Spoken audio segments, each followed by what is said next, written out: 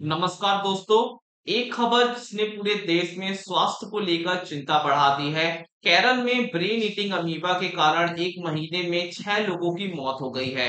यह एक दुर्लभ और जानलेवा संक्रमण है। इसी बीच केंद्रीय स्वास्थ्य मंत्री जेपी नड्डा ने भी देश में डेंगू और मलेरिया की स्थिति पर चिंता व्यक्त की है। सबसे पहले बात करते हैं, ब्रेन ईटिंग अमीबा है क्या। यह एक ऐसा सूक्ष्म जीव है जो आमतौर पर गर्म और ताजे पानी जैसे झीलों, नदियों और तालाबों में पाया जाता है। ये अमीबा नाक के जरिए शरीर में घुसता है और दिमाग तक पहुंच जाता है, जहां ये दिमाग के ऊतकों को खाना शुरू कर देता है। इसलिए इसे ब्रेन ईटिंग अमीबा कहा जाता है। डॉक्टरों का कहना है इसके लक्षण शुरुआत में आम फ्लू जैसे होते हैं, जैसे सिर दर्द, बुखार और उल्टी, लेकिन ये तेजी से बढ़ते हैं और गर्दन में अकड़न, मति भ्रम और कोमा जैसी गंभीर स्थिति पैदा कर सकते हैं।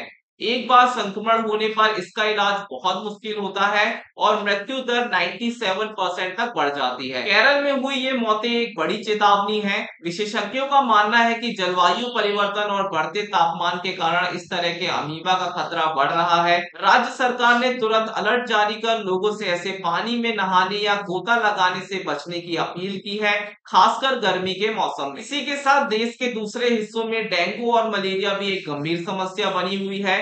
बारिश के मौसम के बाद इन बीमारियों का प्रकोप बढ़ जाता है। केंद्रीय स्वास्थ्य मंत्री जेपी नड्डा ने देश के सभी राज्यों के स्वास्थ्य मंत्रियों के साथ एक हाई लेवल मीटिंग की है। उन्होंने सभी राज्यों को अगले 20 दिनों के अंदर एक विस्तृत कार्य योजना तैयार करने के लिए निर्देश दिए हैं। इस योजना में मच्छरों के प्रजनन को रोकने, जागरूकता अभियान चलाने और अस्पतालों में इलाज की सुविधाओं को बेहतर बनाने जैसे कदम शामिल होने चाहिए। मंत्री ने साफ कहा है कि इस मामले में कोई भी लापरवाही बर्दाश्त नहीं की जाएगी। डेंगू और मलेरिया से निपटने के लिए यह जरूरी है कि हम सभी मिलकर काम करें।